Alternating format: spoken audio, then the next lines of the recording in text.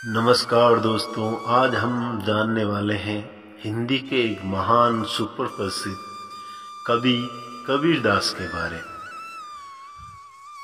कबीरदास ने अपने जीवन में अपने सकारात्मक विचारों और अपनी कला शैली से अनेक प्रकार की कृतियां लिखी। इसके साथ ही कबीरदास के दोहे भी काफी प्रसिद्ध रहे, जो हम आज भी पढ़ते और सुनते हैं।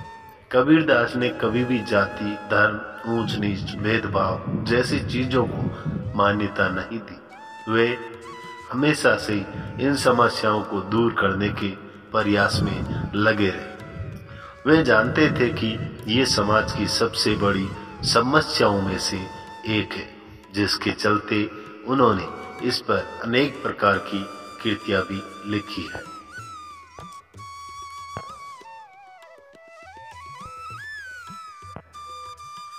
कबीरदास जी का जन्म 1398 में हुआ था। कबीरदास के जन्म के संबंध में लोगों द्वारा अनेक प्रकार की बातें कही जाती हैं। कुछ लोगों का कहना है कि वे जगत गुरु रामानंद स्वामी जी के आशीर्वाद से ही काशी की एक विधवा ब्राह्मणी के गर्भ से उत्पन्न हुए थे और ब्राह्मणी उस नवजात शिशु को लहर तारा तालाब के पास फेंकाई। उस तालाब के पास नीरू और नीमा नाम के दो जुलाहा कपड़े बुनने वाला दंपति रहते थे, जो निसंतान थे। नीरू ने तालाब के किनारे एक नवजात शिशु के रोने की आवाज सुनी। वह दौड़कर तालाब के किनारे गया और उस नवजात शिशु को वहां से उठाकर अपने घर ले आया और उसी ने उस बालक का पालन और पोषण किया। बाद में उसी बालक को कबीर नाम से जाने जाना लगा। कुछ लोगों का ये भी मानना है कि वे जन्म से मुसलमान थे और युवावस्था में स्वामी रामानंद के प्रभाव से उन्हें हिंदू धर्म की बातें मालूम हुई। एक दिन रात के समय कबीरदास पंचगंगा घाट की सीढ़ियों पर गिर पड़े। उसी समय रामानंद जी गंगा स्नान करने के लिए सीढ़ियों से उतर रहे थे और अचानक उनका पैर कबीरदास जी के शरीर पर पड़ गया और कबीरदास जी के मुख के तत्काल राम शब्द निकल पड़ा। उसी राम को कबीर ने दीक्षा मंत्र मान लिया और रामानंद जी को अपना गुरु स्वीकार कर दिया। कुछ कबीर पंथियों का मानना है कि कबीरदास का जन्म काशी में लहर तारा तालाब में उत्पन्न कमल के मनोहर पुष्प के ऊपर बालक के रूप में हुआ था। कबीरदास ने अपनी रचनाओं में भी काशी का नाम लिया है। कबीरदास ने अपने शब्दों में कहा, काशी में प्रकट भय रामानंद चिताए।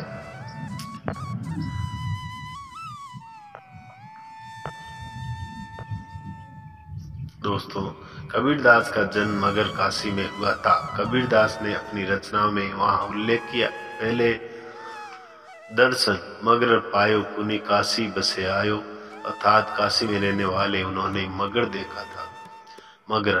मगहर आजकल वाराणसी के निकट ही है और वहां कबीर का मकबरा भी है। जब कबीरदास धीरे धीरे बड़े होने लगे तो उन्हें इस बात का अभ्यास हुआ कि ज्यादा पढ़े लिखे नहीं है। वे अपनी अवस्था के बालकों से एक कदम भिन्न थे। मदरसे भेजने लायक साधना उनके माता पिता के पास नहीं थे, जिससे हर दिन भोजन के लिए ही चिंता रहती हो। उस पिता के मन में कबीर को पढ़ाने का विचार भी कहां से आएगा। यही कारण है कि वह किताबी विद्या प्राप्त ना कर सके। कबीरदास का विवाह वनखेड़ी बैरागी की पालिता कन्या लोई के साथ हुआ। कबीरदास की कमाल और कमाली नामक दो संतानें भी थी, जबकि कबीर को कबीर पंथ में बाल ब्रह्मचारी माना जाता है। इस पंथ के अनुसार कमाल उसका शिष्य था और कमाली तथा लोई उनकी शिष्या थी। लोई शब्द का प्रयोग कबीर ने इस जंगल जगह कंबल के रूप में भी किया है। कबीर की पत्नी और संतान दोनों थे। एक जगह लोई को पुकार कर कबीर कहते हैं, कहत कबीर सुनो रे भाई, हरि बिन राखल हार न कोई। ये हो सकता है कि पहले लोई पत्नी होगी, बाद में कबीर ने इन्हें शिष्य बना लिया हो। आरंभ से ही कबीर हिंदू भाव की उपासना की ओर आकर्षित हो रहे थे। अतः उन दिनों जब रामानंद जी ने बड़ी धूम थी, आवश्यकता में सत्संग में सम्मिलित होते रहे।